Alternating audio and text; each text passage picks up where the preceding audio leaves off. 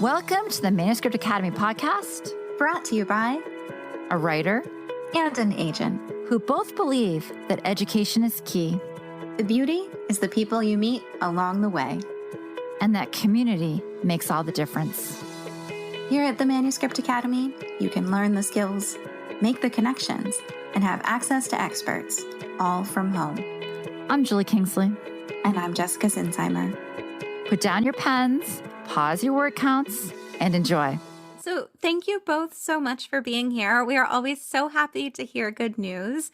Will you tell us how all of this happened and who you are and what you're working on, and help our listeners be happy for you too? I'll let Aime start. I'll let her narrate how she went about, looking for an agent and what her journey was like. Yeah, so I found Manuscript Academy through a colleague who I work with at Pandarus Literary Magazine. I had already listened to the podcast a couple of times, and I was familiar just from querying a project with the manuscript wish list. So I found Manuscript Academy, and it was after I had been querying this project for a little while, and I knew I needed to kind of redirect. And so I was searching to see, what I was doing wrong, kind of. It just wasn't quite clicking together. I booked a session with Leticia, and she just connected. Well, I made sure that my project was something that she'd be interested in. I did kind of a longer session, and so I got to send a little bit of my proposal to Leticia, and she liked it. And she wanted to see my proposal, which was really great. But the project, it's a nonfiction narrative, historical, about a women's track team in 1960. And they're from Tennessee, which is where I'm from. And in 1960, 8 women that were coached by the same coach from a historically Black college in Nashville, they went to the Olympics. They made the Olympic team together in Rome, and 4 of them came home with gold medals. And no one was expecting them to do anything. Women weren't encouraged to play sports at all in 1960, and they just blew everyone away. They became like the media darlings of the world. They were hanging out with Cassius Clay, who's later called Muhammad Ali, and like all the movie stars were over in Rome for the Olympics. And it was just kind of an amazing story of their success. And the success of that team, particularly in that year, what paved the way for Title IX. A lot of people believe that women would not have Title IX if it weren't for that team. I grew up knowing about the story because I'm from Nashville and my grandfather was a coach and all, but I feel like more people need to know about them. I think people need to know, why you take your daughter to play soccer. They made it easier for all of us to do that. It took women going to the Olympics for people to be like, maybe they should have some rights. Yeah, absolutely. Yeah. They had to win too. Not just going to the Olympics, they had to bring home gold medals. So, because they had gone to the Olympics the 4 years prior, a few of them had, and they didn't win the gold, and they had no resources. They had to sacrifice and give up everything to be able to do that and to train that hard. And people were telling them not to, that women shouldn't run, that it was bad for their bodies, they weren't going to be able to have children. So, yeah, that was what people believed in 1960. It doesn't seem like that long ago for people to have that kind of a mentality, but they absolutely did. Kind of like how they thought that women riding on trains would somehow make their uterus fly out of them at 40 miles an hour. Yeah. They thought that running would do the same thing, that it would just make your uterus like fall out. Yeah. When Aime first pitched it to me, I was deeply, deeply intrigued. And I immediately thought, wow, this could be something that could be turned into a television series or a docuseries. As an agent, one of my specialties is narrative nonfiction, whether it's historical or contemporary. And I do a lot of sports themed projects as well. And so I just happened to know that there were some editors in the book publishing business that were expressly looking for female centric historical narrative nonfiction sports stories. The book that Aime has written does not come around very often. It's a very special book. I love that. And I love that you just happen to know that that's what people were looking for. I guess not happen to know. That is, of course, part of the job. But do you happen to remember how you knew? I think because of the racial tension that seems to be rampant once again in this country, especially with what happened, with George Floyd and all the others, it sparked a new interest in historical stories, from a different perspective. Can you describe your working relationship? How's it going? Like, how do you guys communicate? Like, where are we with the project? I can't wait to hear more about this amazing story. I think we clicked pretty quickly, and when she sent me the proposal, that told me a lot about her in terms of her professionalism and her ability to craft a very intriguing story. I knew that if I didn't get to it fairly quickly, somebody else would beat me to the punch. Yeah, from my side, I was really kind of blown away about how quickly everything went. I kind of thought it was going to be a process, and I was preparing for like, okay, now we're going to dig in. And Letitia's like, it's ready to go. Let's get this out. I mean, granted, I had worked really hard on the proposal. And so I was grateful that she said, it's ready. Let's send it out. Basically, I mean, there were a few things. Then once we sent it out on submission, Leticia did a big blast. Then we got our first offer within a couple of weeks. I knew it was a good thing.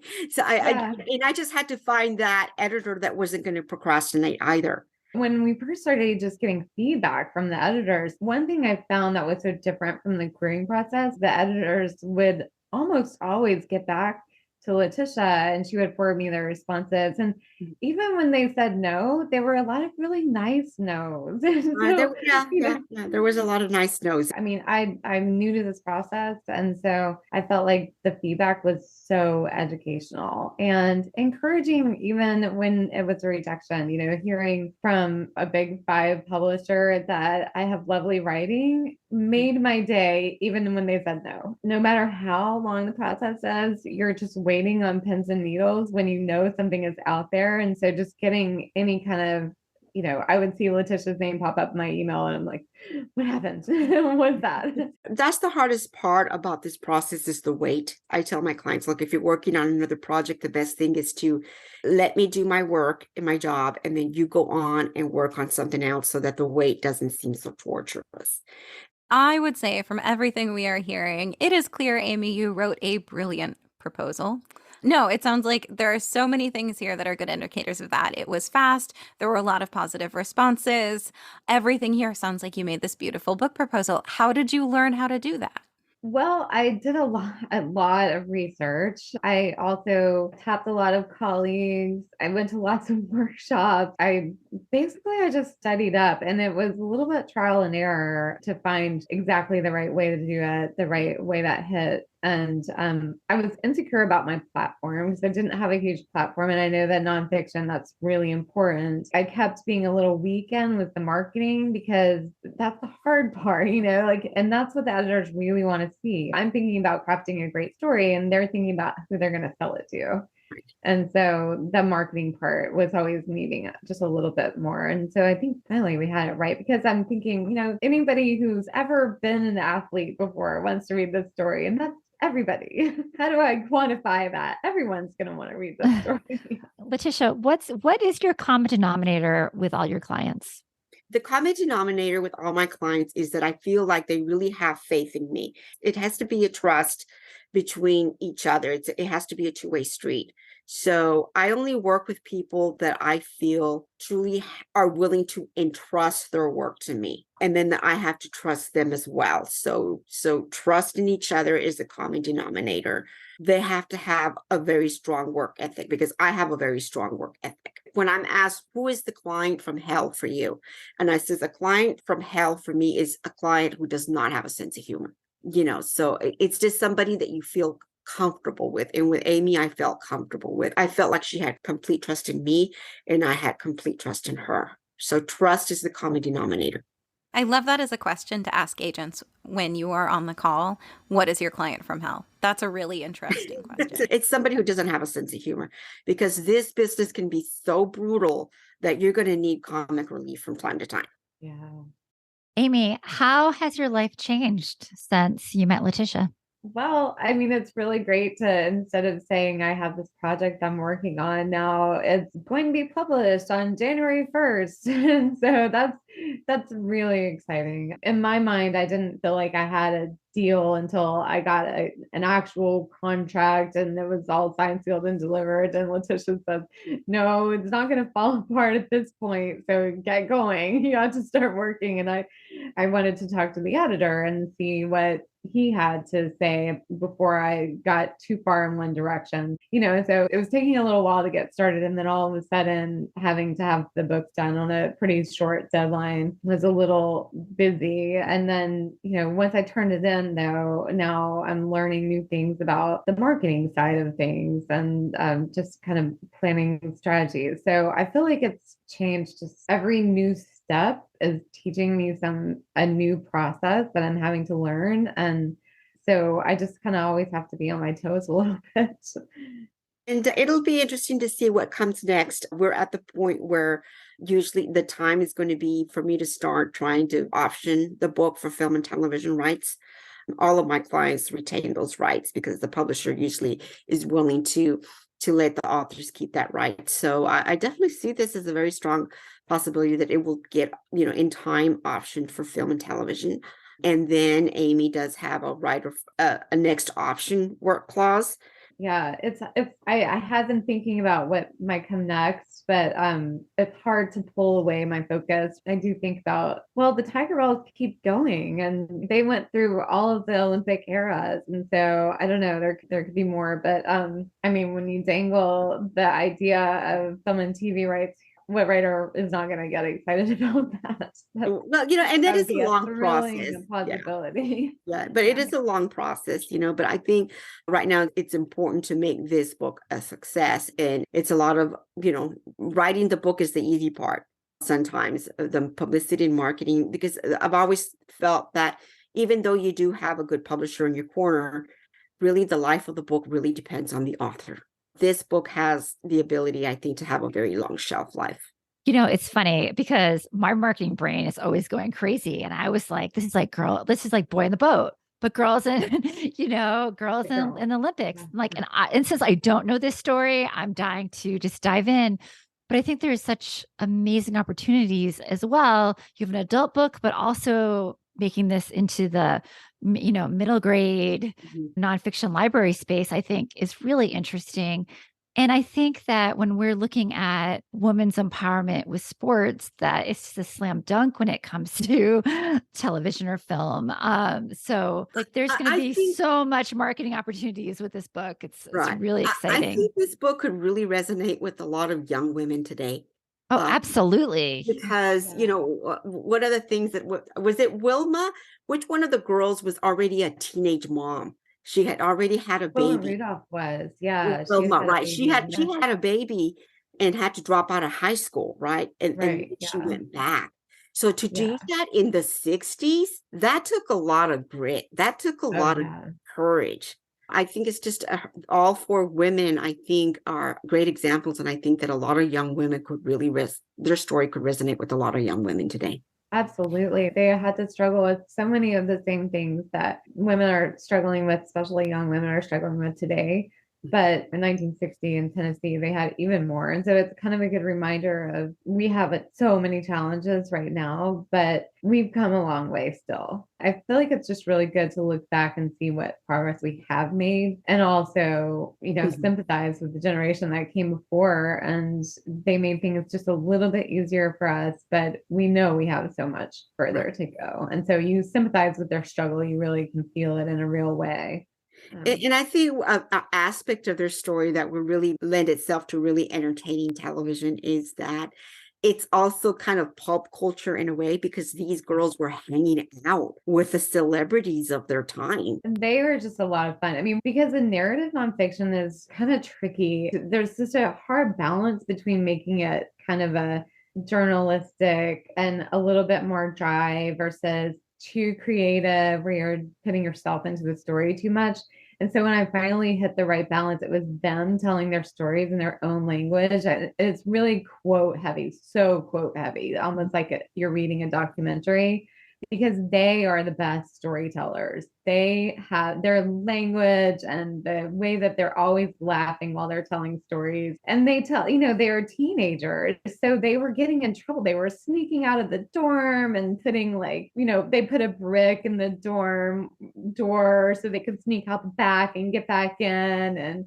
But they had all these strict rules. So the coach, one night, he heard that they were trying to sneak out and he drove his car to the back of the dorm. And when they were trying to get down the fire escape, he flashed the lights on the fire escape and they all froze and then ran back up the fire escape. And so, those stories of them telling, or when they met Cassius Clay for the first time and they just all laughed when they talked about him. He hadn't won anything yet and they thought he was just a braggadocious young kid who was just all full of hot air, and they saw him finally start winning, and then it was all the ways that they tell all these really fun stories. It's more than just running, it's more, but there's that too. There's where they had to run till their feet bled, and at their school they didn't have a track that went all the way around.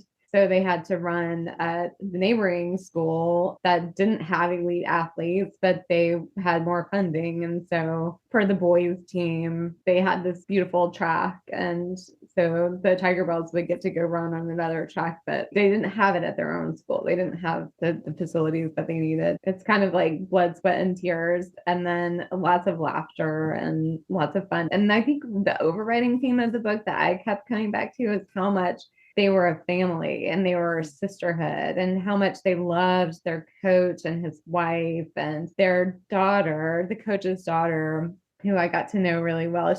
They felt like they were sisters with her. They would babysit her when she was little. And it's just that closeness, and that makes you realize that's what you need to be able to achieve that level of success. You need a really strong support system. You need discipline, and you need really that grit, that thing that's going to make you push the extra mile. But the sisterhood that they have, I think, was probably the most compelling thing that I learned out of the research.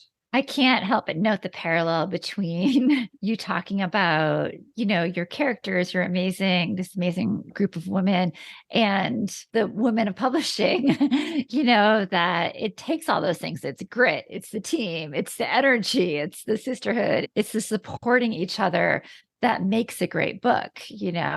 Yeah, it's a lot of, the lessons that we can all learn about how to support each other in our lives, and the collaboration of, between Leticia and me, and the whole editing process now, and even the marketing. I've now met the publicist that I'm working with, and that's another collaboration. And Leticia's right. You have to have that trust. You have to be able to believe the experts, know what they're doing. They're going to guide you through, and everybody has the ultimate goal of having a story they believe in reach the most people that it can, or the people who really want to find it should be able to. So. And at the end of the day, it's an underdog story, because these women were underdogs. They faced so many, insurmountable obstacles, but together, their strength was their togetherness, their sisterhood. And so if one of them failed, they all failed. If one of them succeeded, they all succeeded. They were 9 bodies, but they were really one vessel. I think books are sometimes more than, running. And it sounds like you guys have really accomplished that. Aime, you wouldn't happen to have your pitch letter handy that you could read to our listeners, would you? Oh my gosh, my first query. It was really good. It was really good. So thank you for taking the time to review a few pages of my proposal for a nonfiction historical narrative. With your interest in uncovering unknown historical stories, I hope you might find it interesting. The year is 1960, and the host city is Rome. It is the moment when the world was forced to sit up and acknowledge that women can run. The Tiger Bells is the story of how 8 women from Tennessee State University and HBCU and Nashville made it to the Olympics, and 4 of them came home with gold medals. It was the first and only time in history such a feat had been accomplished from a single school. One of those runners, Wilma Rudolph, earned worldwide acclaim for her record-setting victory. But the extraordinary story of the entire team is not widely told. Tiger Bells tells of the grit, determination, and ultimate triumph of an extraordinary group of women who, over the course of one summer, learned to lean on each other to reach their goals despite harrowing circumstances. Along their journey to Rome, the women see their friends arrested for protesting with John Lewis in Nashville, have to fight off racist reporters and unfair media, spend evenings dancing to Motown tunes with Cassius Clay, explore the streets of Rome, and reach out their hands for Olympic gold. For recent releases like Hail Mary, The Rise and Fall of the Women's National Football League by Brittany De La Cretaz and Lindsay D'Arcangelo, and One Goal by Amy Bass, which has recently been optioned by Netflix, to older titles that had continuous cultural impact, such as Hidden Figures by Margot Lee Shetterly, The Tiger Balls falls within a genre that has enduring and long-lasting appeal to a wide-reaching audience. I was born into a family of collegiate athletes. Some of my earliest memories are crawling around my father's legs in concrete stadiums, sticky with spilled soda and popcorn. My grandfather coached track at Vanderbilt at the same time as the Tiger Bells rise to fame. He and their coach, Edward Temple, became friends, drawn together by their mutual love of the sport. My early awe of the Tiger Bells grew as I watched their legacy bloom and women's sports flourish. I earned a degree in art history that taught me to dig into the past relentlessly. And once that attention was turned to the Tiger Belts in earnest in 2015, my love for their story rose with each new discovery. In addition to over 5,000 hours of personal research, including interviews and access to unpublished materials, I've had the support of several members of the TSU coaching staff and community, published scholars and Nashville sports historians, and influential members of the community who are eager for the story to be shared. I'm also a nonfiction editor for Pandarus Literary Magazine and am a member of the Historical Writers Association, the Grub Street and Catapult Communities, and the WNBA Boston chapter. I anticipate the final manuscript length to be approximately 80,000 words and have a complete proposal, including 2 sample chapters ready to share. I hope you fall in love with the Tiger Bells like I have. Oh my goodness. There are so many things I love that you did there. You know, even if you don't have the 10 billion people following you on social media, you have shown how you are the person to write this book. And there are so many different ways to establish authority. And for you, it feels almost like it's like access. Like you knew the people, you had the support. 5,000 hours of research. My goodness. I loved that. And you did a wonderful thing that I so rarely get to see an example of. Right before your comps paragraph, would you read just the last couple lines that are the fun things that they get to do again? Along their journey to Rome, the women see their friends arrested for protesting with John Lewis in Nashville, have to fight off racist reporters and unfair media, spend evenings dancing to Motown tunes with Cassius Clay, explore the streets of Rome, and reach out their hands for Olympic gold. See, this to me is, I haven't found a perfect term for it yet, but I like to think of good pitch letters as being like movie trailers, right? And there's usually a moment near the end when there are just these quick flashes of all these amazing things that are going to happen that show us the breadth of the book. You know, give us a bunch of quick images of all of these cool things are going to happen. And it has this effect of speeding it up and giving it a certain momentum. And you did that beautifully. So when we come up with a title for whatever we are talking about there, that is a wonderful example of that. Yeah. Oh, And thanks. that's exactly what caught my eye. It just sparked my imagination. It made me actually picture the girls there with Cassius Clay, and said, this is going to be a great episode. I really wanted to show that it wasn't all, I mean, the struggle was so important to what they did, but it was a lot of fun too. They had a lot of fun. They have a lot of really wonderful stories. And it kind of reminds me of a Walt Disney quote that I think is kind of wonderful and horrible at the same time, where he said, before I can make you laugh, I have to make you cry. And so it's kind of like you have to be able to really empathize with someone before you feel their ultimate joy. And you're also even feeling their struggle a little bit more because you love them, because they are so lovable as humans. They're actually wonderful people that I can't wait for more people in the world to get to meet. What are they doing now? So most of them are retired because they're in their 80s. Actually, all of them are retired.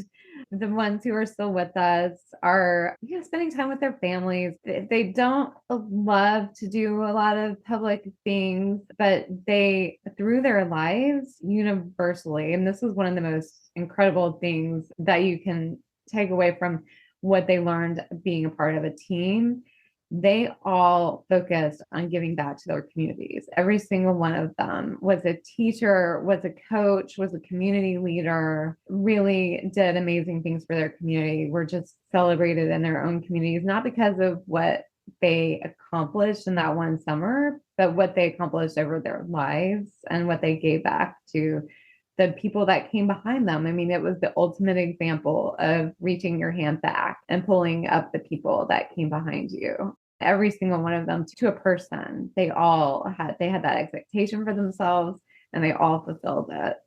Really just an incredible group of women. That's And really the coach beautiful. too. Yeah. And I love how you mentioned that even though society at large was not yet in a place of supporting them, their local community was. And I think that's such a beautiful thing that, even if we can't get the world on the same page, I bet just knowing helps people be compassionate, be the best version of themselves, help out someone they know, support people. I imagine everyone was happy to be like, yes, please, Olympic team, use our track. I hope that was the case. Do you know of any more anecdotes like that? Yeah. So, well, it was a little more challenging because, like I was saying, that because of the civil rights protests that were taking part in Nashville at the time, and the track that they were offered to use was Vanderbilt, and Vanderbilt wasn't the SEC sports and the whole Southeastern Conference weren't integrated at that time. So it was even controversial for that to happen. But Jim Lawson was one of the people leading the protests in Nashville. It started in February in 1960, the same year that they were going to Rome. They started the sit-ins in Nashville. That was the first time that they started doing protests. So they had to choose between whether they could participate in these protests or if they got in trouble, arrested, any kind of citations, they would lose their athletic eligibility. So I think they all kind of universally talk about that too. But a challenge that was to decide the way that they were going to try to support the movement. For them, it was about showing their excellence to the world. But it was really painful for them not to be able to participate with their students and to also see the real challenges that their students were going through. So even being able to use the track at that time was pretty controversial. But then once they got to Europe, they didn't have all of the same issues that they had in the US and particularly in the South. And so that showed them another way to be and that there was another life that was possible for them. It showed the rest of the United States that people were worthy of being elevated. It's so frustrating that often in cases like these, it's be perfect or bust. One little mistake and they won't let them do this incredible thing they're capable of. Yeah. And their coach was notoriously strict on them, but he knew that they had no margin for error. One fun anecdote was, I mean, it's fun, but at the time it was really challenging. One of the women that was trained by the coach who ended up running for the Olympic team actually got kicked out of school before. So she qualified from a different team because she was riding in a car with a boy. That's how she got kicked off the team because his rules, and he hated to do it. It was one of his prize runners that he had to maintain these rules. And if anybody started breaking the rules, then they all would think that they were able to. And one superstar wasn't treated any different from anyone on the team. And he had to maintain these rules for them because they had no margin for error. They had to be taken seriously. They couldn't have anybody else, putting them down for any other reason. They didn't have that flexibility or they didn't have that privilege, I guess. Yeah, they were being scrutinized for everything. Yeah. Everybody knows the name Wilma Rudolph. Most people do, right? But what I like about this book is that people don't realize that she had a whole team with her. And for the first time, some of these other ladies are going to get to be in the limelight. We don't know the stories of these other ladies, so that's what I liked about Aime's approach is that she could have just chose to feature Wilma because everybody knows Wilma. but she saw that the other ladies also were remarkable women. All of them were ahead of their time. And it's time for the world to know, to meet the other women. You often will hear about that one, kind of spectacular sports talent that, defies all the odds and makes it to an elite level on their own. But what was unique about the Tiger Bells is it wasn't just about their individual talent. It was the way that they worked together that made each other better. And Wilma Rudolph would be the first to tell you that she would not have gotten where she was without her teammates pushing her. She won 3 gold medals herself in the 1960 Olympics, but she was kind of famously lazy. She would have to get dragged out to practice in the morning, and she ate junk food, and she would get distracted, and she'd show up late to practice, or things like that. She had all of these sisters around her that mentored her and wouldn't let her get away with the kinds of things that she wanted to. And she had May Fags. May Fags was in the Olympics in 1948 and 1952, and she brought Wilma in and told her, "You can't do that. You can't be goofing around. You have to, stay focused and stay on my shoulder." There's a great story about Wilma Rudolph, but she was only 16, and May Fags had made it into her first Olympics when she was 16 too, and she knew that Wilma had the talent to be able to make it, but she was just getting in her own way because she was nervous. And she said, "Wilma, do you want to make the Olympic team?" And Wilma said, "Of course, I want to make it." And she said, "You stay on my shoulder." And so she ran the race literally on her shoulder the whole time. And they made the Olympic team together.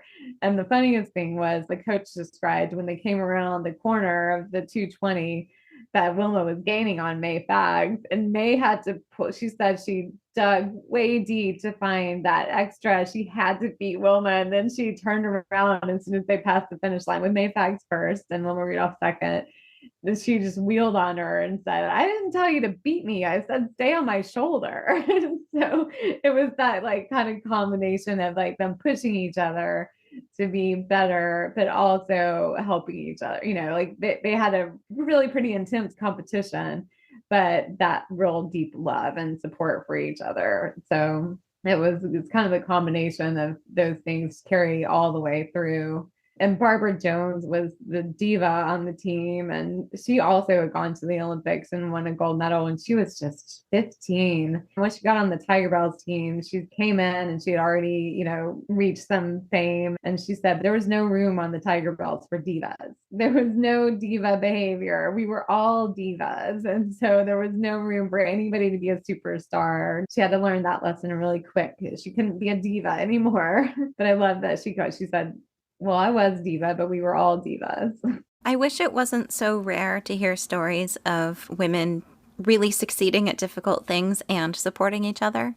Right. Yeah, it's true. It's something that we should all, work for in our day. I mean, and publishing is this kind of intense industry as well. I always think about that, with other writing friends that I work with, that we are excited for each other. One person succeeding doesn't mean that somebody else is not going to succeed.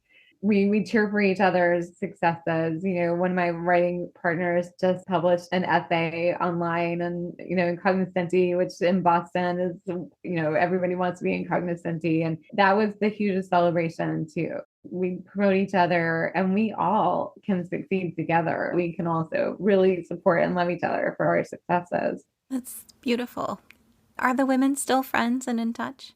Oh, yeah. They stayed close and they come back to school for all of the major events, and they definitely stayed close throughout their lives. For example, when Coach Temple, their coach, passed away, they all were there at the funeral and they were all sitting right up front, all the Tiger Bells all together. When one of them would make a Hall of Fame, they would all show up. When one of them would, get recognized for their job, maybe retired after 35 years of teaching, they would all show up for that. They are a real family. It's really inspiring to see. Yeah.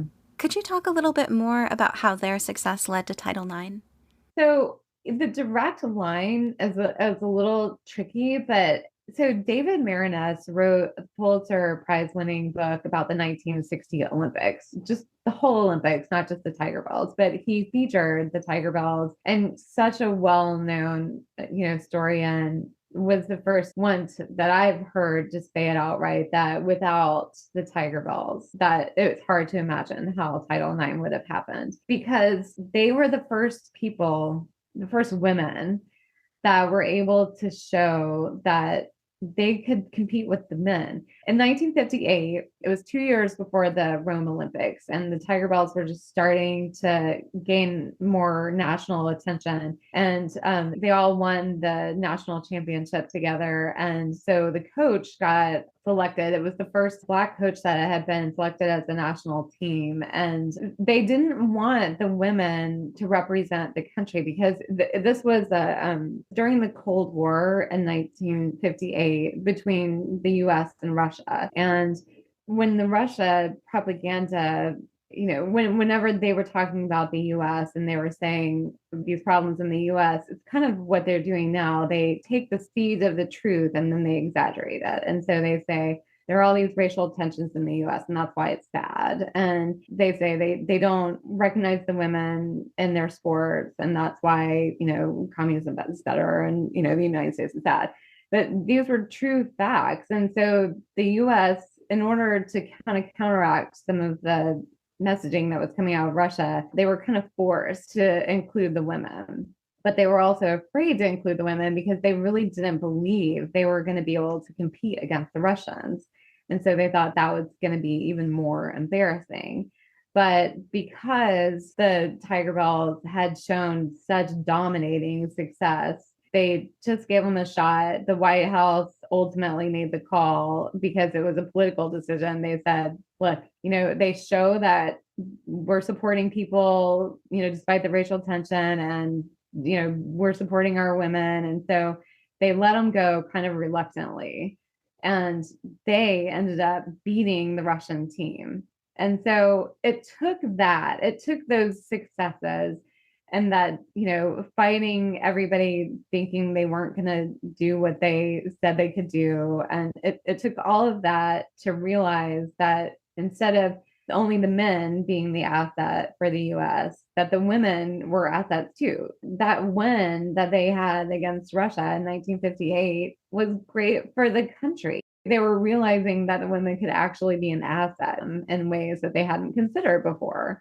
And so realizing that women athletes were actually an advantage and not something to be discouraged, it took a while, but I think that was what eventually led, it was pretty widely known that after 1958 and especially after 1960, that was the first televised Olympics too. And so women were allowed to see other women running and performing for the first time they had ever, and especially people of color had never seen people on TV that looked like them before. And so this was a chance for people to actually see I can run, even though in my community they're saying it's bad for me and I can't. And so that's when track programs started kind of exploding all over the country. And when there's the demand, you have to meet the demand. And so it just kind of started the ball rolling to Title IX. And Title IX didn't actually take effect until the late 70s. So it was really a long fight for them to get that kind of equity in sports.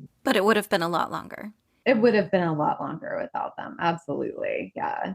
They provided a template for other programs to follow. And, when you have people saying, I want to be a Tiger Bell, then they need to have a high school program. And so high school programs were started and then middle school programs were started. There's a kind of terrible also article from the New York Times. It came out kind of in coinciding with the Olympics where it said Venus is not a shot putter. And it was talking about the feminine ideal and how this was in the New York Times. And it was all about how sports really, well, I mean, maybe you could play tennis or swim. That's attractive, but Venus is not a shot putter. And so it was all, talking about how women in sports was unattractive, but Wow. changing that narrative and showing how women being strong and successful is actually a benefit to the country was something that the Tiger Bells started, and it took all the people coming behind them to make it happen too. I wonder if the fact that article existed was proof that the status quo was scared. Oh yeah, absolutely. I mean, it's the same today where the easiest way to keep what you have is to try to keep your own privilege, is to try to keep other people from getting it. But it just doesn't work. And we've seen that time and time again, like forward progress is going to happen anyway. I love the idea of girls across the country saying they wanted to be a Tiger Bell. Yeah, I have a funny story. I think I put this in the proposal, Leticia, where I come from a family of athletes and I was not athletic. And I grew up in the 70s. And, there are four children in my family. And when your siblings are participating in something over the summer, you have to do it too, whether you want to or not, whether it's your thing or not. So one summer, my older brother and sister were running at a track club, and I had to do it too. And I didn't like running, especially in the hot summer in Tennessee. But somehow one day we went to a meet and I came in third place and I got a yellow ribbon. But I think there were only like 5 kids running. But my dad said, Aime, you were so good. You looked like a Tiger Bell. And I Oh. thought that was the greatest praise. I knew I didn't deserve it at that time, but it was like the highest praise for me. So I grew up thinking of the Tiger Bells as just the standard in athletics. And so I think a lot of other people did, but it's, I grew up in the 70s and that was a long time ago, and Tennessee, where they were from. And so I would be more likely to hear about them. But it'd be nice for more people to have the Tiger Bells as that standard that they really deserve to be. I think as a culture, we underestimate and undervalue the enthusiasm of young women and the things they're enthusiastic about.